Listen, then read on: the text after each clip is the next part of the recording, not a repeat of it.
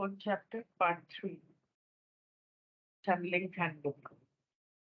यहाँ पर कार्ला चक्र की बात कर रही थी। यद्यपि चक्र का को खोलना केंद्रीय रूप से महत्वपूर्ण प्रतीत होगा यदि आप चैनल करना चाहते हैं, तो मुझे ऐसा लगता है कि पहले 3 ऊर्जाओं लाल, नारंगी और पीले रंग में रुकावटों को दूर करने पर भी अधिक जोर देने की आवश्यकता है। सॉरी, मैं ये लगाना भूल गई। सॉरी, ये लगाना भूल गई थी। तो पता नहीं आपको आवाज़ आई कि नहीं? Chapter 4 part 3। यद्यपि हृदय चक्र को खोलना केंद्रीय रूप से महत्वपूर्ण प्रतीत होगा, लेकिन यदि आप चैनल करना चाहते हैं, तो मुझे ऐसा लगता है कि पहले 3 नीचे के जो चक्र हैं, मूलाधार, मणिपुर और स्वादिष्टान, लाल, नारंगी और पीला, उसमें रुकावटों को दूर करने पर अधिक जोर देने की आवश्यकता है। इसका कारण यह है कि अपनी करुणामय ऊर्जा को खोलने के लिए कड़ी मेहनत करना और उस पर बहुत अच्छा काम करना पूरी तरह से संभव है। लेकिन गंभीर समस्याओं में पड़ना, क्योंकि आपने वह काम छोड़ दिया जिसे पहले कम ऊर्जा में पूरा किया जाना चाहिए था। मतलब कि अगर आप सीधे हार्ट चक्र को बैलेंस करने की कोशिश करेंगे और नीचे के 3 चक्र आपने बैलेंस नहीं किए, संतुलित नहीं किए, तो आपको मुश्किलों का सामना करना पड़ेगा जो उभर कर आएँगी। चैनलिंग उन लोगों के लिए अनुशंसित एक गतिविधि है जो स्थिर हैं और जो इस निष्कर्ष पर पहुँचे हैं कि वे निर्माता और मानव जाति की सेवा करना चाहते हैं।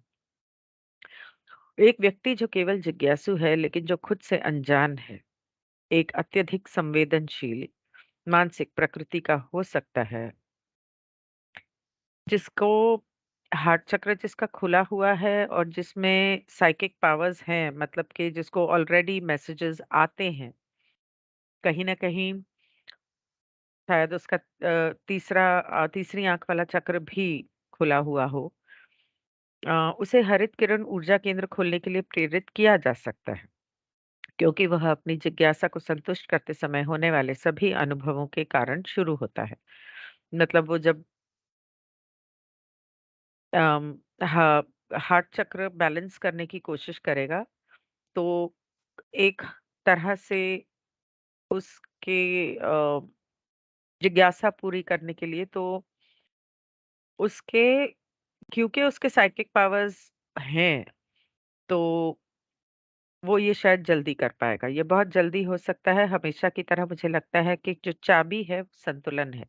कोई पहले अपना पैर अ, कोई कोई भी काम करने के लिए जब आप पहला कदम उठाते हो और एक अच्छा संतुलन प्राप्त करते हो और फिर आगे बढ़ते हो, इसी तरह पहले 3 केंद्रों में अभी तक नहीं सीखे गए पाठों से कूदकर चौथा खोलने तक पहले 3 के साथ केंद्र अभी भी असंतुलित हैं। किसी भी समस्या के लिए रास्ता खुला है जो आपके पास एक व्यक्तिगत प्रकृति की है। मतलब कि अगर आप पहले 3 चक्र नहीं खोलेंगे और सीधे चौथे पर जाएँगे, तो आपको समस्याओं का सामना करना पड़ेगा, जो उभर के आएँगी, बहुत विकृत और तीव्र होने के लिए, क्योंकि आप एक चैनल हैं। दूसरों को प्रेरणा और प्रकाश प्रदान करने में शामिल हैं। इसलिए ध्यान आकर्षित करते हैं उस सिद्धांत का जो प्रकाश के विपरीत है, अंधकार का सिद्धांत। मतलब कि आपको शैडो वर्क करने की ज़रूरत है। शैडो वर्क का मतलब है कि पहले तो आपको ये पहचानने की ज़रूरत है कि आपके उन 3 चक्रों से संबंधित आपके अंदर कौन-सी परेशानियाँ हैं, जिनको आपको संतुलित करना है। जैसे कि मूलाधार चक्र में आपको अगर आत्मविश्वास नहीं है, तो या अ, खुद से प्रेम करना, सेल्फ लव, वो नहीं है। अब खुद से प्रेम करने का मतलब खुदगर्ज़ होना नहीं होता। खुदगर्ज़ी अलग होती है, सेल्फ लव या खुद से प्रेम करना अलग होता है। जब आप खुद से प्रेम करते हैं, तो आप ये समझते हैं कि मैं सब में हूँ और सब मुझ में है। तो जैसा मैं खुद से प्यार करता हूँ, वैसा ही मैं सभी से प्यार करता हूँ या करना चाहिए। एक चैनल के और जैसे आपका स्वाधिष्ठान और मूलाधार मतलब के स्वाधिष्ठान चक्र जब आप बैलेंस करते हैं तो हर चीज़ को पूरी तरह से एन्जॉय करते हैं, रचनात्मक बनते हैं, लोगों के साथ खुले दिल से, खुशी से मिलते-जुलते हैं, प्रेम के साथ। और जब आप मणिपुर पे आते हैं तो उसमें जब आप लोगों से मिलते-जुलते हैं तो वहाँ आपकी सेल्फ रिस्पेक्ट और सेल्फ एस्टीम को आप नज़रअंदाज नहीं करते। अपनी इज़्ज़त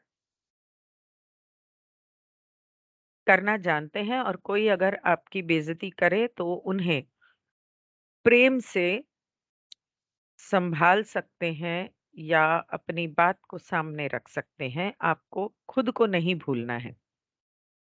एक चैनल के रूप में आप एक स्तर पर संचारण कर रहे हैं, फिर भी एक व्यक्ति के रूप में आप निचले स्तर पर कंपन करते हैं। ये अपरिहार अपरिहार्य है। फिर भी दोनों स्तरों के बीच की दूरी यथासंभव कम होनी चाहिए। Let me just confirm that.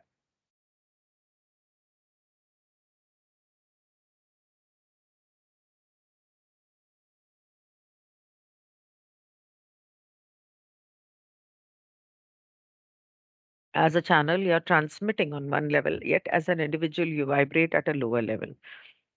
मतलब कि आप चैनल करते वक़्त आप भले मैसेजेस आ रहे हैं और एक स्तर पे आप उसे एक्सेप्ट कर रहे हैं, लेकिन एक इंसान अपनी आपकी जो इंडिविडुअलिटी है, वो अगर नीचे के स्तर पे कंपन कर रही है, आपके नीचे लोअर चक्रास जो हैं, तो वो भी साथ में काम कर रहे हैं। ऐसा नहीं है कि चैनल करते वक़्त आपने अपना कोई शरीर तो त्याग नहीं दिया, अपनी ज़िंदगी तो त्याग नहीं दी या आपकी ज़िंदगी की वजह से, अनुभवों की वजह से आपके दिमाग में जो धारणाएँ बनी हुई हैं, उनको तो त्याग नहीं दिया है। तो इन दोनों स्तर, ये जो आपके नीचे के चक्र हैं और आपका जो हार्ट चक्र है, इनके बीच की दूरी जितनी कम हो उतना बेहतर। मतलब इनकी दूरी मतलब चक्र तो वही रहेगा, लेकिन ये अगर आपके नीचे के चक्र अ, संतुलित नहीं है और नीचे कंपन कर रहे हैं और आपका हार्ट चक्र ऊपर कंपन कर रहा है, मतलब कि उसकी कंपनता तेज़ है और वो संतुलित है, तो मुश्किल हो जाएगी। चक्र जो होते हैं उनकी वो एक-दूसरे में घुलने चाहिए, मिलने चाहिए। जैसे रूट चक्र का लाल और नारंगी एक-दूसरे में इस तरह से घुल-मिल जाना चाहिए और नारंगी और पीला एक-दूसरे में और पीला और हरा एक-दूसरे में। बहुत प्यार से और बिना किसी रुकावट के।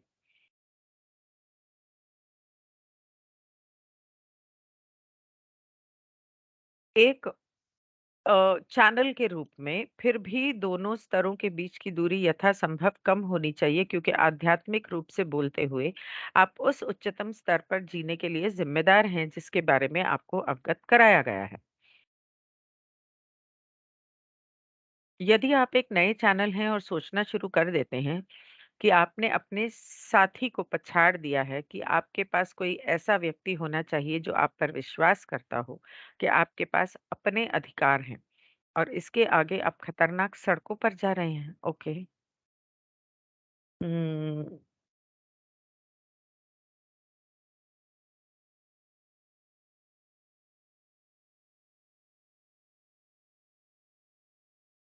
तो बेसिकली अगर आप चैनलिंग करते वक्त आपके अंदर घमंड आ रहा है और आप सोच रहे हैं कि मैं तो आगे निकल गया, मेरे पास कोई शक्ति आ गई और मेरा हक है, तो फिर आप गलत रास्ते पर जा रहे हैं।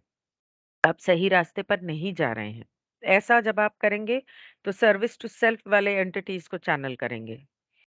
ठीक है, आप कहते हैं आप नहीं जानते कि आपकी शादी टूट जाए, नहीं चाहते कि आपकी शादी टूट जाए। आपको नहीं लगता, लेकिन आपको इससे परेशानी हो रही है या कुछ और जो व्यक्तिगत ऊर्जा से जुड़ा है, मतलब आपकी व्यक्तिगत ज़िंदगी से जुड़ा है।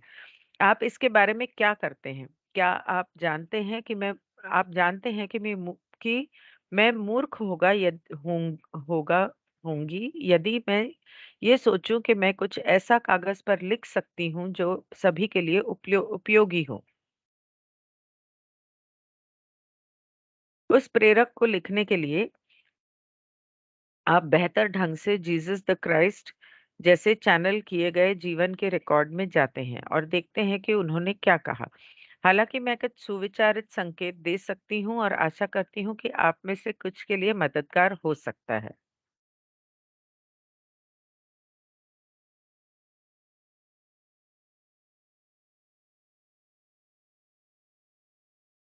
तो आपकी ज़िंदगी में अगर कोई दिक्कत आ रही है, जैसे कि आपकी शादी टूटने के कगार पे है, पर आपको ऐसा नहीं एहसास नहीं है और ना ही आप ऐसा चाहते हैं, लेकिन आपकी ज़िंदगी में परेशानियाँ आ रही हैं, तो आप उस बारे में क्या करते हैं?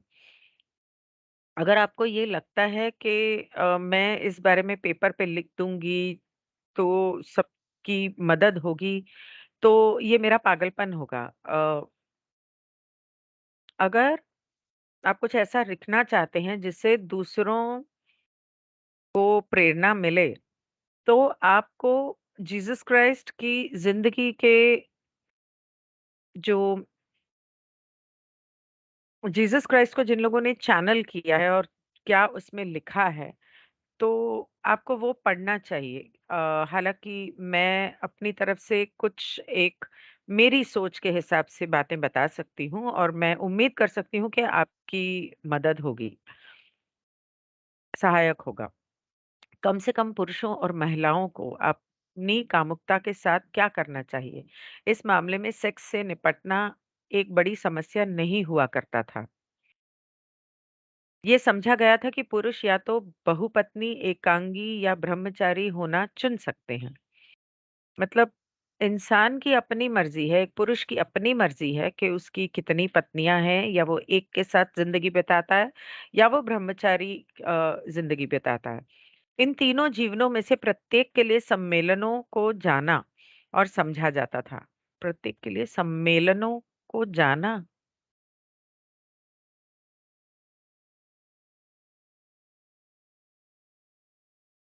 मतलब अम,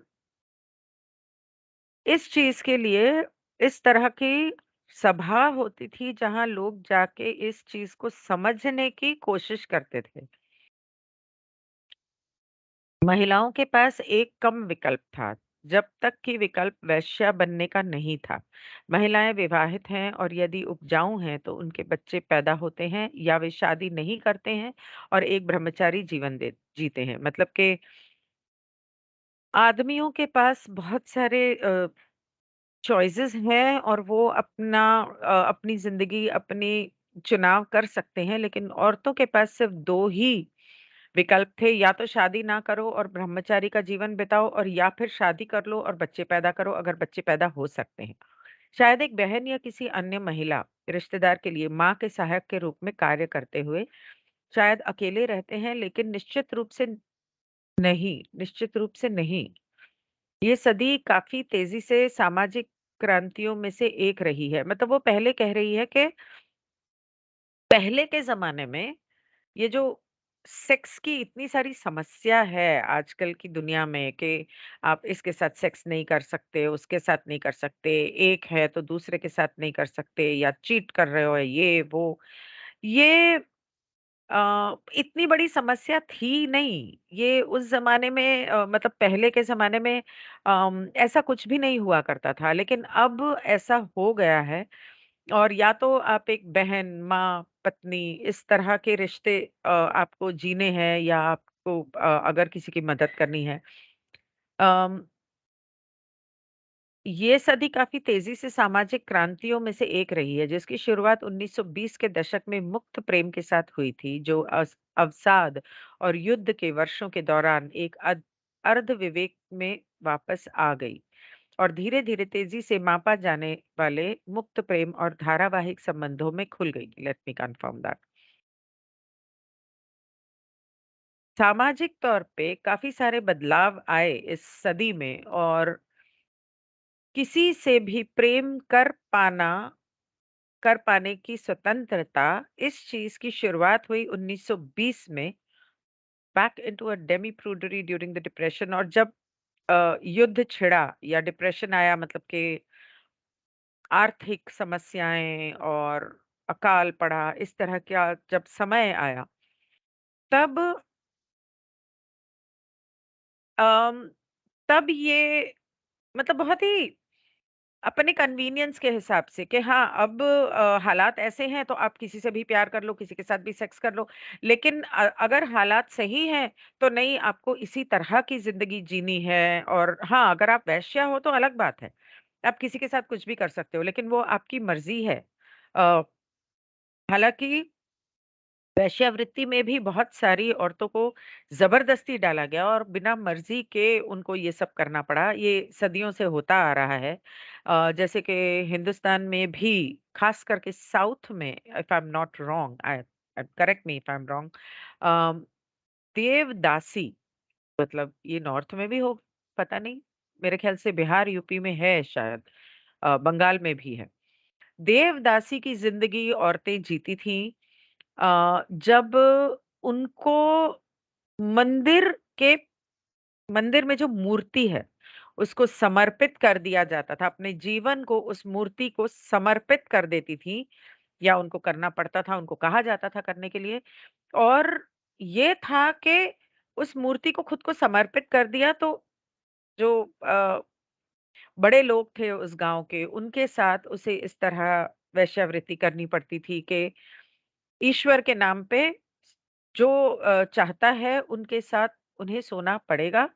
ये एक तरह से सामाजिक सेवा मानी जाती थी, जिसके तहत जो लोग किसी वजह से जिनकी शादी नहीं हुई है, या बीवी मर गई है, या बीवी करने नहीं देती है, समथिंग समथिंग लाइक दैट, तो इस तरह सॉरी, देवदासियां हुआ करती थी। और धीरे धीरे ये देवदासी की प्रथा वेश्यावृत्ति में तब्दील हुई। और इसी तरह से वो कहते हैं कि जैसे युद्ध वगैरह छिड़ता है और इस तरह के बुरे हालात होते हैं। अगर आपको याद होगा तो कुछ सालों पहले लातुर में बहुत ही गंदा वाला अर्थक्वेक आया था और बहुत लोग बर्बाद हो गए थे। बहुत लोगों का अ, ज़िंदगी बर्बाद हो गई थी। और उस समय से लेकर अब तक वहाँ के लोग, वहाँ आदमी जो है वो सिर्फ़ शराब पी के पड़े रहते हैं, ऐसा मैंने सुना है। और औरतें वेश्यावृत्ति करने के लिए मजबूर हो गई हैं। तो क्योंकि पैसा नहीं है। तो इस तरह के हालात में तो समाज परमिशन दे देता है कि हाँ, कुछ भी करो। वेरी वियर्ड सोशल उम, और धीरे-धीरे तेज़ी से मापा जाने वाले मुक्त प्रेम और धारावाहिक संबंधों में खुल गई। मतलब कभी वो आज़ादी दे देते हैं और कभी अ, मतलब हाथ रोक लेते हैं, मतलब क्या कहते हैं, रोक सामाजिक बंधनों में बांध देते हैं। 60 के दशक का अब तक पुरुषों और महिलाओं के यौन समानता का एक बड़ा माप हासिल कर लिया है। पुरुषों की गुणवत्ता में शायद पहले की तुलना में कहीं अधिक दिलचस्पी है।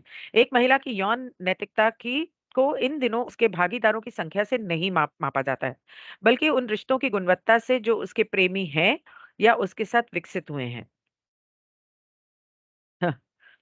A woman's sexual morality.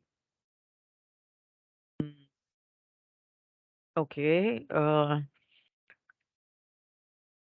During the Depression and war years and gradually opening up into the increased measured free love and serial relationships of the 60s, मतलब 60 के दशकों में बहुत ये होता था कि एक के साथ टूट गया तो आप दूसरे से कर लो, एक के बाद एक के बाद एक, कितने सारे रिश्ते आप बना सकते हो।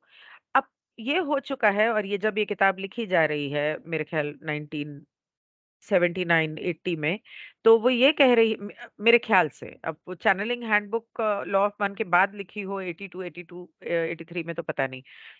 तो कह रही है कि अब तक औरत और आदमियों के अंदर उन्होंने ये हासिल कर लिया है कि उनकी सेक्सुअल इक्वालिटी, मतलब उसके अंदर एक बराबरी हासिल कर ली है, जहाँ पर औरतें अपने हक के लिए लड़ी और आदमी वेल एक्चुअली कुछ कर नहीं पा रहे आप उस बारे में, हालाँकि कोशिश बहुत कर रहे हैं। जहाँ पर उन दोनों को ये पूरा हक है और वो ऐसा कर रहे हैं कि वो अपनी मर्ज़ी की जैसे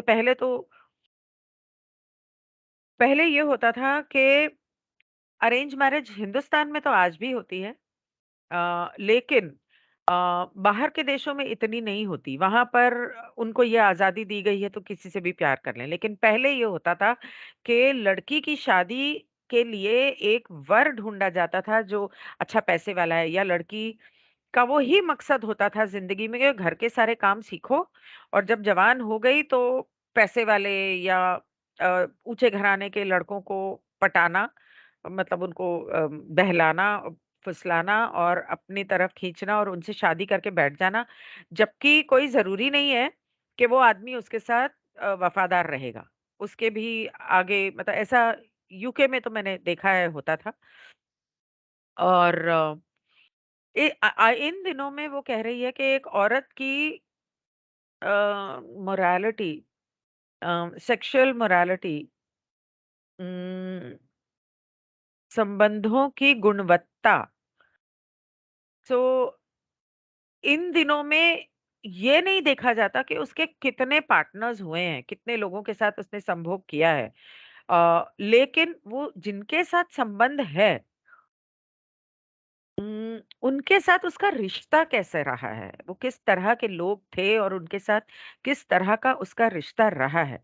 और मुझे ये लगता है कि नतीजतन ये हुआ है कि लोग जो हैं वो अपनी लाल रंग की जो ऊर्जा है, उसको दिन-ब-दिन ब्लॉक करते जा रहे हैं।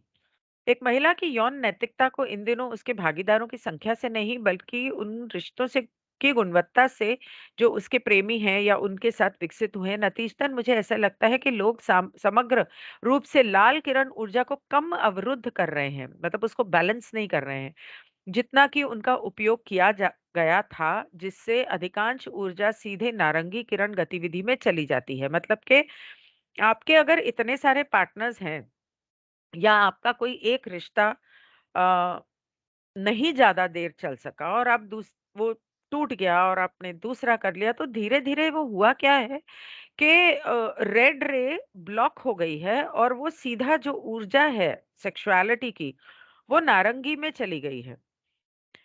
हालाँकि हम सभी में अभी भी वह कमज़ोर हिस्सा है जो रेड रे ड्राइव की शक्ति पर कुछ हद तक पूछताछ करता है। जब मैं 30 के करीब थी, उदाहरण के लिए मैंने खुद को 2 या 3 साल की अवधि के लिए लगातार बच्चा होने के बारे में सोचते हुए पाया।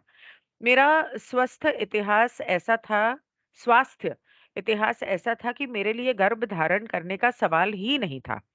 और फिर भी मैं अपने पूरे दिल से एक बच्चा चाहती थी और इसे अपने दिमाग से नहीं निकाल सकी। ये तब तक नहीं था जब तक कि मैं 32 वर्ष की नहीं थी कि आखिरी तर्कहीन और संभावित आत्मविनाशकारी हमला आया और चला गया और मुझे आरामदायक हालांकि दुखी महसूस किया गया कि मेरी हालत में बच्चा होने के बारे में वास्तव में बहुत देर हो चुकी थी सेहत को लेकर।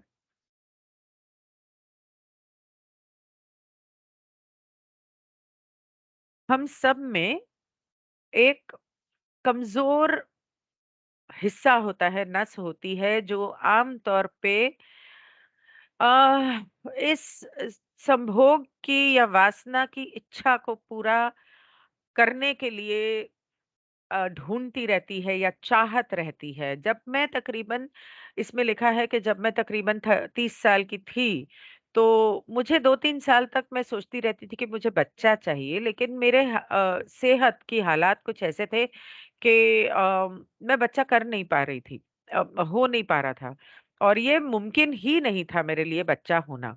लेकिन मैं बहुत दिल से चाहती थी और मेरे दिमाग से ये बात नहीं जा रही थी। जब मैं 32 साल की थी उम,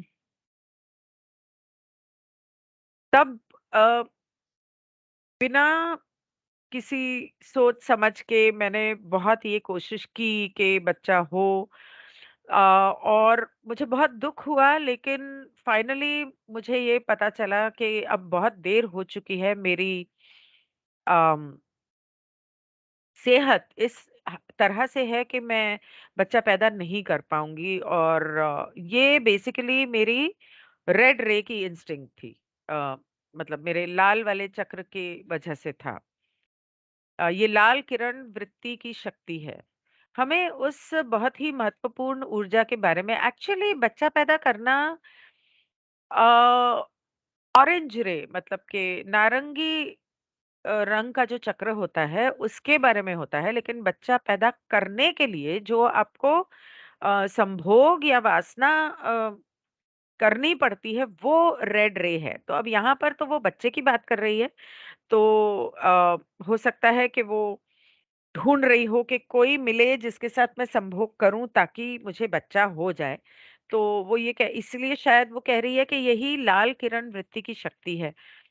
हमें उस बहुत ही महत्वपूर्ण ऊर्जा के बारे में किसी भी शर्मिंदगी की भावना को लेने और उससे छुटकारा पाने की ज़रूरत है।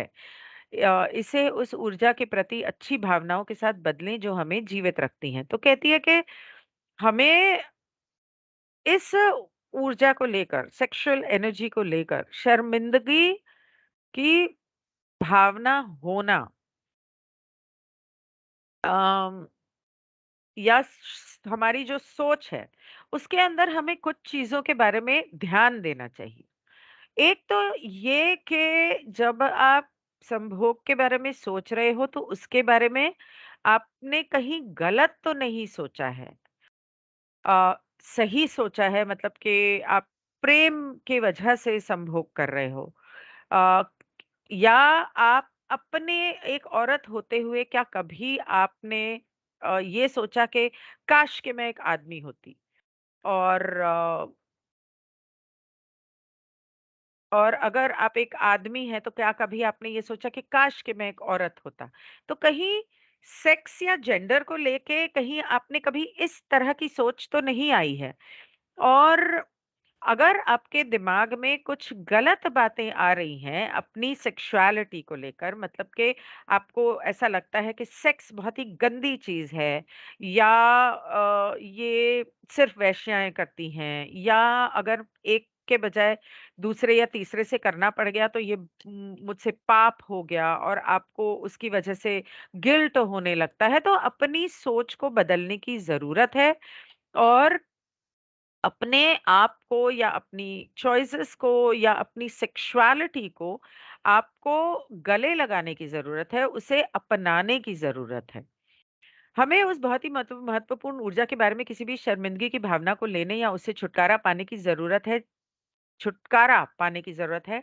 इसे उस ऊर्जा के प्रति अच्छी भावनाओं के साथ बदलें जो हमें जीवित रखती हैं। साँस लेने, प्रजनन करने, खाने आदि इसमें वो क्यों नहीं लिखा हुआ है?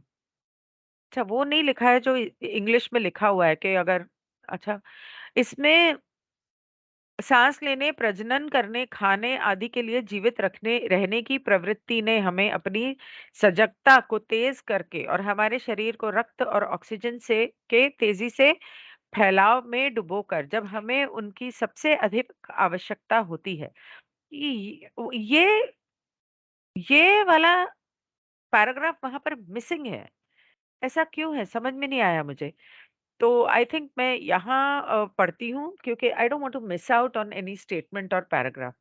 तो वो कहती है कि आपकी स्पिरिचुअल ग्रोथ के लिए ये ज़रूरी है कि आप सेक्सुअली एक्टिव रहें। नहीं मतलब मैं ये नहीं कह रही हूँ कि अगर आप आध्यात्मिक उन्नति करना चाहते हैं तो आपको सेक्स करते रहना चाहिए, मैं ये नहीं कह रही हूँ। लेकिन अ अगर आप इतिहास पढ़ेंगे या उसमें जाएँगे, उसके बारे में जानेंगे, तो उसमें ये कहा गया है कि this is not a relevant consideration and some doughty souls would indeed say that sexuality was just one more distraction। अ, बहुत सारे लोग अ, इतिहास में उन्होंने ये कहा है कि ये सही बात नहीं है सोचने के लिए और आम तौर पे लोग ये कहेंगे कि सेक्स करना आपको आध्यात्म से दूर लेकर जाता है, आपका ध्यान भटकाता है और सेक्स नहीं करना ही बेहतर है। लोग ये कहते हैं कि अध्यात्म से आपको बहकाता है that sex is a distraction from the spiritual life. Are giving a bad opinion about sex. तो वो कहती है कि जो लोग ऐसा कहते हैं, वो ऐसा इसलिए कहते हैं कि क्योंकि उनको सेक्स गलत लगता है और वो आपको सेक्स को लेकर संभोग को लेकर गलत भावनाएं आपके मन में डाल रहे हैं। आप सेक्स करें या ना करें, आपकी जैसी भी इच्छा हो, अपने दिमाग में सेक्स को लेकर जितनी बातें हैं, वो उसमें नेगेटिविटी मत डालो, उसमें गंदगी मत डालो।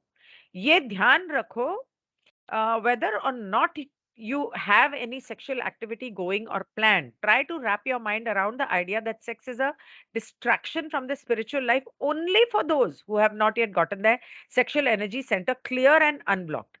ये ध्यान में रखो कि सेक्स आपको आध्यात्म से दूर लेकर जाता है। ये सोच सिर्फ उन लोगों के लिए है जिन्होंने जिनको या तो सेक्स मिल नहीं रहा है, या उनकी सोच गंदी है, या क्योंकि उनकी जो मूलाधार चक्र है उनका ब्लॉक्ड है और वो अभी तक खुला नहीं है। उन्होंने उस अनुभव को, उस एक्सपीरियंस नहीं किया है, उस अनुभव को अनुभव नहीं किया है। तो इसलिए वो जानते नहीं हैं कि वो कितना लाभकारी हो सकता है। If the sexual energy is clear, मतलब ज़रूरी नहीं है कि आपको सेक्स करना है। ज़रूरी नहीं है कि उसी से आपकी आध्यात्मिक उन्नति होगी। लेकिन उस ऊर्जा का आपके रूट चक्र में होना बहुत ज़रूरी है। तंत्र भी यही कहता है, शिव शक्ति भी यही कहते हैं, हमारे तंत्र विद्या भी यही कहती है। और तंत्र विद्या मंत्रों से शुरू होती है, याद रखना, सेक्स से शुरू नहीं होती है। ये मैं पहले भी समझा चुकी हूँ। तो वो कहती है कि जो संभोग की ऊर्जा है, वो क्लियर होनी चाहिए। उसमें आपके दिमाग में ये नहीं होना चाहिए कि सेक्स करने से मेरी आध्यात्मिक ऊर्जा खत्म हो जाएगी। नहीं, नहीं होती है। अगर सही तरीके से किया जाए, तो वो खत्म नहीं होती, बल्कि आपका रेड रे जब एक्टिव होता है, तो आपकी ऊर्जा ऊपर की ओर जाती है। और अगर वो एक्टिव है लेकिन आप सेक्स नहीं करना चाहते, तो उस ऊर्जा को आपको ऊपर की ओर चैनल करना है। जैसे, कैसे चैनल करना है? जैसे सेक्सुअल एनर्जी आपको फील हो रही है, मतलब कि आपका मूलाधार एक्टिव है, तो आप डांस कर लो, आप सोशलाइज कर लो, आप जॉग कर लो, आप पेंटिंग कर लो, आप मेडिटेशन कर लो। मेडिटेशन और ब्रीदिंग, कुछ तरह की ब्रीदिंग एक्सरसाइज जो मैं पहले भी बता चुकी हूँ, जैसे एक सहजोली मुद्रा कहते हैं, आई थिंक, मुझे याद नहीं आ रहा। ये मुद्रा होती है जब आप अपने रूट चक्र को कॉन्ट्रैक्ट करते हैं ब्रीद करते वक्त और रिलीज करते हैं। इससे क्या होता है, और तब आप अपना पेट अंदर खींचते हैं और फिर उसे एक्सपैंड करते हैं जब आप सांस छोड़ते हैं। जनरली क्या होता है, जब आप सांस लेते हैं तो पेट फूलता है, सीना फूलता है, और जब आप सांस छोड़ते हैं तो अंदर जाता है। यहाँ पे आपको उल्टा करना है। इससे क्या होता है कि अगर आप सेक्सुअल एनर्जी सेक्स नहीं करना चाहते, तो आपकी सेक्सुअल एनर्जी को आप, सॉरी, कोई आया है दरवाजे पे। सेक्सुअल एनर्जी को ऊपर करने के लिए आपको वो जब आप मुद्रा करोगे, तो आपकी सेक्सुअल, अरे यार इतना लेट, मैं बिजी हूँ अभी, मैं पेटीएम कर दूंगी, मुझे मैसेज कर दो। I am so sorry, this was so unexpected. तो जब आप ये मुद्रा करते हो, तो आपके रूट चक्र की ऊर्जा जो है वो आपके स्वाधिष्ठान में जाती है, और उसके बाद धीरे धीरे वो आपके मणिपुर में जाती है। तो ऐसा, पर उसके लिए सेक्स को गंदगी मानना गलत है। गलत मतलब आपके लिए गलत है। अगर आप चैनल बनना चाहते हो और आप अपने चक्रा खोलना चाहते हो, तो अगर आपके दिमाग में वो ब्लॉकेज रहेगा, क्योंकि याद रखना आपकी आपके सारे चक्र एक दूसरे से जुड़े हुए हैं, कोई भी अलग नहीं है कि एक तीसरी आंख को खोल दिया तो हो गया काम, नहीं, ऐसा नहीं होता है। आपके सारे चक्र एक दूसरे से जुड़े हुए हैं। हालांकि आपका इनफैक्ट आपका तीसरी आंख और थ्रोट जो है आपके रूट चक्र से डायरेक्टली संबंध रखता है। तो अ, अगर आपका रूट चक्र ब्लॉक्ड होगा, कहीं ना कहीं आपका थ्रोट और तीसरी आंख में भी परेशानी आएगी। तो आपको उस एनर्जी को चैनल करना है। अ, अगर आपकी रूट चक्र की एनर्जी क्लियर है, तो वो ना तो नुकसान देगी, वो नुकसान नहीं देगी, लेकिन वो आप अपने आप को अपने तरीके से मैं ये हूँ, मैं ऐसी हूँ, मैं मतलब उसमें मैं नहीं आना चाहिए, लेकिन व्हाट आई मीन टू से इज दैट बी योरसेल्फ। अगर आप अंदर से कुछ और हो और आप बाहर से कुछ और दिखा रहे हो, तो आप अपने इंडिविजुअलिटी को दबा रहे हो और वो आपके रूट चक्र को दबाएगा। तो ओपन रहना, बिना इस चीज की परवाह किए कि कौन आपके बारे में क्या सोचता है। अगर किसी को जजमेंटल होना है तो वो होगा, आप कितने भी अच्छे हो जाओ। किसी को आपकी बुराई करनी है तो आप कितने भी अच्छे हो जाओ, आपकी बुराई ही करेगा। तो इसलिए दुनिया की परवाह करना छोड़ो, अपने ऊपर ध्यान दो। This is my view. इसमें तो ये लिखा है कि अगर मैं हिंदी में पढ़ती हूँ, अ, नहीं, पर ये तो पैराग्राफ ही मिसिंग है यहाँ। ओके, अच्छा, पता नहीं। हमें उस बहुत ही महत्वपूर्ण, ये थोड़ा ऊपर-नीचे हो गया पैराग्राफ, ये ऊपर वाला पैराग्राफ नीचे चला गया, तो मैं इसे जस्ट पढ़ लेती हूँ एक बार। हमें उस बहुत ही महत्वपूर्ण ऊर्जा के बारे में शर्मिंदगी की भावना को लेने और उससे छुटकारा पाने की जरूरत है, जिसे उस ऊर्जा के प्रति अच्छी भावनाओं के साथ बदलें जो हमें जीवित रखती हैं। सांस लेने, प्रजनन करने, खाने आदि के लिए जीवित रहने की प्रवृत्ति ने हमें अपनी सजगता को तेज करके और हमारे शरीर को रक्त और ऑक्सीजन के तेजी से फैलाव में डुबोकर, जब हमें उसकी उनकी सबसे अधिक आवश्यकता होती है, कई स्थितियों से बाहर निकाल दिया है। यौन ऊर्जा को हमें जीवित रखने के हिस्से के रूप में देखा और सराहा जाना चाहिए। एक तरह की मौत के रूप में संभोग के यौन अनुभव के साथ रोमांटिक व्यवस्था, क्या खैर, एक तरह की मौत के रूप में संभोग के यौन अनुभव के साथ रोमांटिक व्यवस्था ने हमारी संस्कृति को इतना प्रभावित किया है कि हम उन कि यह हमें उस ऊर्जा के बारे में नकारात्मक महसूस कराती है जिसने इसे अभी जीना संभव बना दिया है। अगर दुनिया में हर कोई होता, तो हम क्या करते? दुनिया ने तय कर लिया था कि सेक्स हमारे स्वभाव की स्वीकार्य नैतिक अभिव्यक्ति नहीं है। सेक्स के बारे में अपने अचेतन पूर्वाग्रहों के माध्यम से चलने में जांच करने के लिए कुछ प्रमुख प्रमुख बिंदु हैं। एक, क्या आपने सेक्स को सकारात्मक चीज के रूप में देखना चुना है? क्या आप कभी कहते हैं काश मैं पुरुष होता यदि आप एक महिला हैं, या काश मैं एक महिला होती है यदि आप एक पुरुष हैं? अगर आपको कामुकता के बारे में किसी भी तरह की नकारात्मक भावना है, तो अपनी धारणाओं पर तब तक काम करें जब तक आपको सेक्स के विचार को अपनाने का कोई रास्ता नहीं मिल जाता। इसका मतलब ये नहीं है कि आपके आध्यात्मिक विकास के लिए यौन सक्रिय होना आवश्यक है। इतिहास के रिकॉर्ड बल्कि संकेत देते हैं कि यह एक प्रासंगिक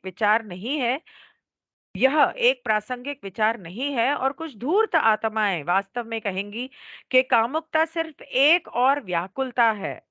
ध्यान दें कि जो लोग कहते हैं कि सेक्स आध्यात्मिक जीवन से एक व्याकुलता है, वो सेक्स के बारे में गलत राय दे रहे हैं, चाहे आपकी कोई यौन गतिविधि हो या ना हो। अपने did I miss that paragraph here? Hmm, I missed that paragraph here. Shit, I'm so sorry. We need to take any feeling of embarrassment that we have about that very vital energy and get rid of it, replacing it with good feelings about the energy that keeps us alive. ये जो root चक्र की sexuality की ऊर्जा है, ये हमें जिंदा रखती है, हमें सांस लेने के लिए, खून बढ़ाने के लिए, खाने के लिए, अपने रोजमर्रा के काम करने के लिए शक्ति देती है।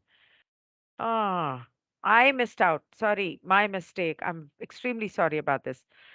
और अम, ये जो कामुकता की ऊर्जा है, इसे हमें इसको सराहना चाहिए, इसकी मतलब इसे बुरा नहीं समझना चाहिए, घटिया या नीच नहीं समझना चाहिए।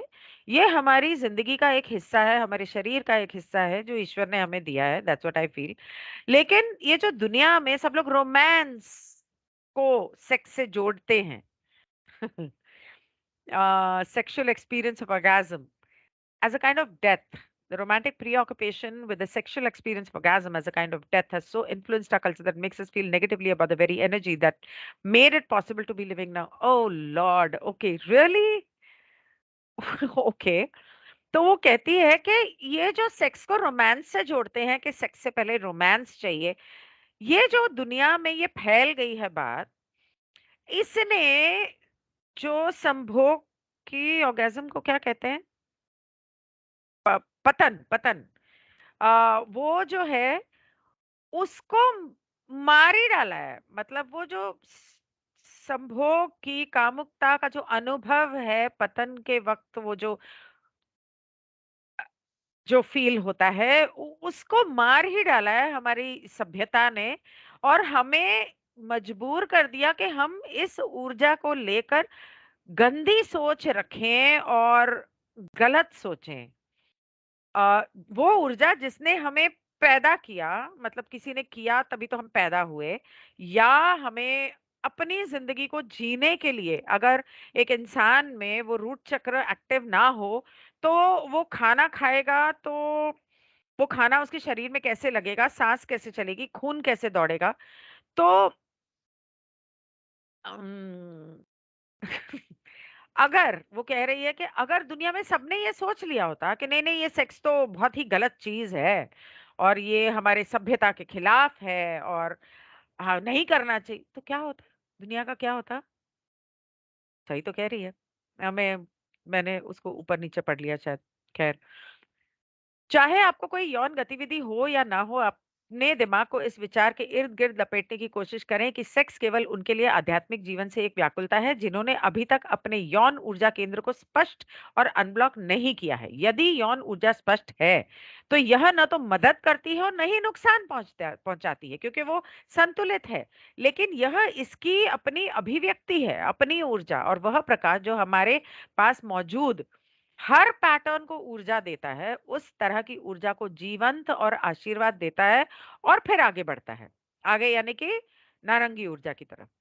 एक अगली जानकारी शायद आप में से उन लोगों के लिए नहीं है जो लापरवाह हैं, डेटिंग लॉट या थोड़ा या बिल्कुल नहीं, लेकिन वर्तमान में पूरी तरह से असंबद्ध हैं। क्योंकि ईर्ष्या और स्वामित्व के व्यक्तिगत दुख उन लोगों को पीड़ित करते हैं। अधिकांश भाग के लिए हम पहले से ही रिश्तों में हैं। नहीं उन लोगों के लिए है जो अपने व्यक्तिगत संबंधों के लिए आवश्यक सीमाओं और जिम्मेदारियों से खुश हैं। लेकिन हम में से अधिकांश के लिए जीवन में ऐसे रिश्ते नहीं होते हैं जो पूरी तरह से संतोषजनक हों, और आप खुद को नीचे दिए गए पैराग्राफ में पा सकते हैं। अब उसने ये क्या कहा ये मैं कल करूंगी, मेरे ख्याल से काफी समय हो गया है। अम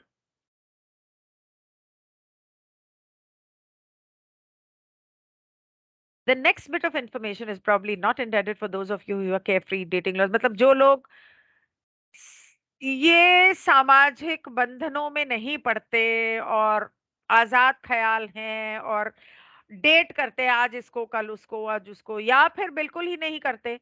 लेकिन बिल्कुल ही नहीं करते और इस समय पर उनका कोई पार्टनर नहीं है जिसके साथ वो किसी संबंध में हो, या आपको जलन होती है, आप बहुत पॉसेसिव हो, इनसिक्योर हो, अ, ऐसे रिश्तों में आमतौर पे कि आप किसी एक रिश्ते में हैं,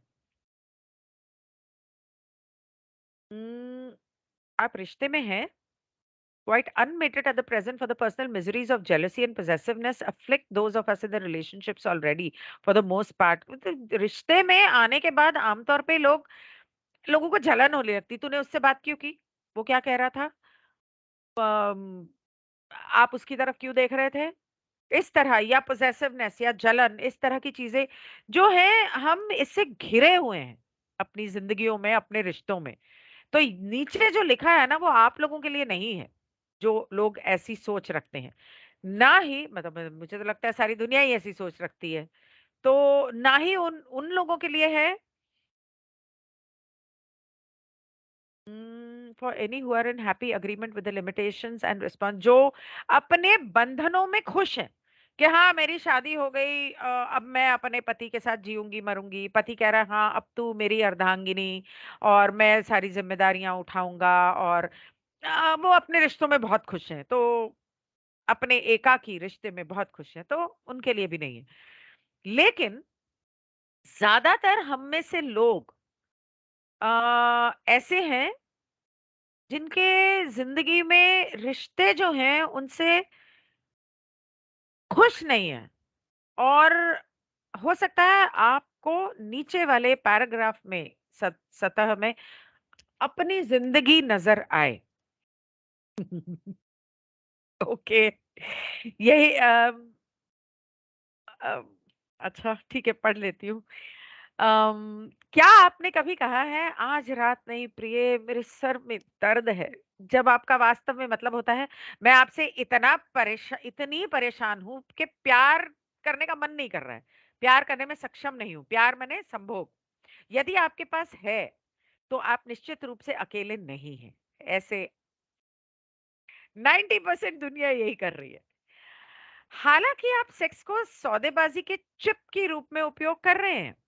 ये सेक्स मतलब आप बेसिकली ना कहते हुए ये कह रहे हैं, तुमने आज दिन भर मुझसे प्यार नहीं किया, मुझे आई लव यू नहीं कहा, मुझ पे ध्यान नहीं दिया, मैंने बाल कटाए, ड्रेस नहीं पहनी, तुमने मुझे अप्रिशिएट नहीं किया, तुम अच्छी लग रही हो नहीं किया, या मुझे फोन नहीं किया, जाओ मैं तुमसे सेक्स नहीं करती, तुम आज मेरे सर में दर्द है। या आदमी कहेगा, नहीं, सोच रहा होगा कि नहीं तूने खाना ठीक से नहीं बनाया, या तुझे करना नहीं आता, और तू मुझे सेटिस्फाई नहीं करती, या आज मैं बहुत थका हुआ हूँ, आज मेरे बॉस ने मुझे दुखी किया, आज मेरे सर में दर्द है, नहीं करना है। तो आप एक सौदेबाजी कर रहे हैं, ये कहने की कोशिश कर रहे हैं। यह सेक्स को एक स्पष्ट ऊर्जा के रूप में उपयोग नहीं कर रहा है, ये एक स्पष्ट अभिव्यक्ति का यह कहना होगा कि आपका क्या मतलब है, कि आप परेशान हैं और इसलिए प्यार साझा नहीं कर सकते। तब आपने ईमानदार दो तरफा संचार का रास्ता खोल दिया है। एक बार बात हो जाने के बाद आप अपनी यौन ऊर्जा को एक बार फिर अच्छी तरह से प्रभावित होते हुए पा सकते हैं। और मैं यहीं रोकने वाली हूँ, बहुत हो गया सेक्स सेक्स सेक्स सेक्स आज। तो वो बेसिकली ये कह रहा है, उप्स कहाँ गया, बेसिकली वो ये कह रहा है कि अगर आपको कोई परेशानी है एक दूसरे से, तो बैठकर बात करो कि आज मुझे आपसे ये परेशानी है, तो मेरा मन नहीं कर रहा क्योंकि ये परेशानी है, मेरी ये प्रॉब्लम सॉल्व कर दो, या अम, जो भी मेरे मन में जलन है, शक है, जो कुछ भी है, उसे दूर करो मुझसे, थोड़ा सा प्रेम से बात करो। और जब आप ऐसा करते हो, ये करने के बजाय जो आमतौर पे दुनिया करती है, वो करने के बजाय आप सीधे-सीधे साफ तरीके से अगर बात करेंगे, तो आपकी वो ऊर्जा दोबारा मूलाधार वाली प्रज्वलित होगी, और आप एक दूसरे के साथ प्रेम से संभोग कर पाएँगे। अ, ये और बात है कि आम तौर पे जहाँ तक मैं जानती हूँ, 95% औरतों की दिक्कत ये है कि बात करने के बाद भी आदमी उन बातों पर ध्यान नहीं देते, और अगले दिन दोबारा वही कर्म करते हैं। तो फिर धीरे-धीरे फिर औरत का मन ही मर जाता है। सेम चीज़ आदमियों पे भी लागू होती है कि औरतें कई बार इस तरह की हरकतें करती हैं। कि आदमी समझाता रह जाए, हालाँकि आदमियों को सिर्फ़ सेक्स से ताल्लुक है और औरतों को सिर्फ़ प्यार से ताल्लुक होता है। पर ये इसलिए क्योंकि औरतें ऐसी बनाई गई हैं, भगवान ने औरतों को ऐसा बनाया है। उनका हार्ट चक्र उनके रूट चक्र से कनेक्टेड होता है और आदमियों का तो रूट चक्र इंडिपेंडेंट होता है। उनका सिर्फ़ थ्रोट चक्र और थर्ड आई से कनेक्टेड होता है। तो इस वजह से ये इतनी सारी दिक्कतें आती हैं क्योंकि आदमी चाहता है कि औरत मेरे दिमाग से सोचे और औरत चाहती है आदमी मेरे दिल से सोचे। अगर ऐसा करने के बजाय दोनों एक दूसरे से बात करने लगे और एक दूसरे के हिसाब से सोचने लगे, तो रिश्ते कितने मीठे हो जाएंगे और ये प्रॉब्लम कभी आएगी नहीं। I don't know if I should say this, but आमतौर पे क्या होता है कि शादियां क्यों टूटती हैं? शादियां इसलिए टूटती हैं क्योंकि 50% ऑफ द मैरिज, एक शादी का आधार 50% सेक्स से जुड़ा हुआ होता है। अगर आपकी जिंदगी में एक मैरिड कपल में या एक बॉयफ्रेंड गर्लफ्रेंड में अगर सेक्स कंपैटिबिलिटी नहीं है, मतलब एक कुछ चाह रहा है एक कुछ चाह रहा है और दोनों एक दूसरे को खुश नहीं कर पा रहे हैं, तो दिल में दिमाग में उल्टी सीधी बातें आने लग जाएंगी, ध्यान भटकने लग जाएगा, सरदर्द आए दिन होने लग जाएगा। तो इसके बारे में बैठ के बात करनी चाहिए एक दूसरे से, एक दूसरे को समझना चाहिए और एक दूसरे को समझाना चाहिए।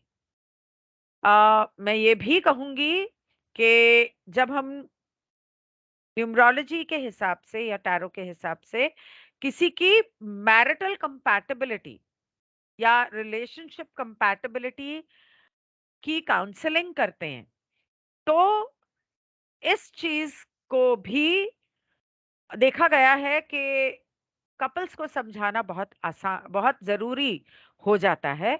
और जब कपल को एक तीसरा इंसान बता रहा है, जैसे फॉर एग्जाम्पल एक कपल के बीच में अगर प्यार, रिश्तों या सेक्स को लेकर परेशानी है, एक दूसरे से कहेंगे, हो सकता है कि एक दूसरे की बात ना माने, लेकिन एक तीसरा अनजान इंसान जब मियाँ बीवी को समझाता है कि इसका स्वभाव ऐसा है या इसका स्वभाव ऐसा है, तो आपको इन चीजों का ध्यान रखना चाहिए, तो आपका रिश्ता आगे बेहतर हो सकता है। तो बहुत फर्क पड़ता है। आमतौर पे जब आप शादी कर रहे हो तो शुरू में ही समझा देना चाहिए, लेकिन इसका मतलब ये नहीं है कि शादी के 5 या 10 साल बाद भी समझाया नहीं जा सकता। Things can be repaired. Anyway, this entire session which was I was not expecting has been about sex and well, okay. So ये हुआ, ये हिस्सा खत्म। मैं देखती हूँ अगर मेरा चैनल बैन कर दिया है 1 हफ्ते या 2 हफ्ते के लिए क्योंकि एक डॉक्टर सुज़न का पुराना वीडियो था। उसको लेकर मुझे लगता है पिछली बार डॉक्टर कमलप्रीत के वीडियो को लेकर भी मेरा चैनल बैन हुआ था। तो 1 साल बाद मुझे लगता है कि कोई किसी के पिछवाड़े में ना आग लगी हुई है, जल रहा है कोई, और बहुत ही और कोई कंप्लेंट्स कर रहा है मेरे चैनल को लेकर, तो और कुछ तो उन्हें मिला नहीं, तो ठीक है, जलते रहो, मेरा क्या जा रहा है। तो उस वजह से वो बैन हो गया है। अगर मैं ये रिकॉर्डिंग अपलोड कर पाई, तो बहुत अच्छी बात है, नहीं कर पाई, तो 1 हफ्ते बाद या 2 हफ्ते बाद जब भी कर पाऊँगी, मैं सारी रिकॉर्डिंग्स एक साथ अपलोड कर दूँगी।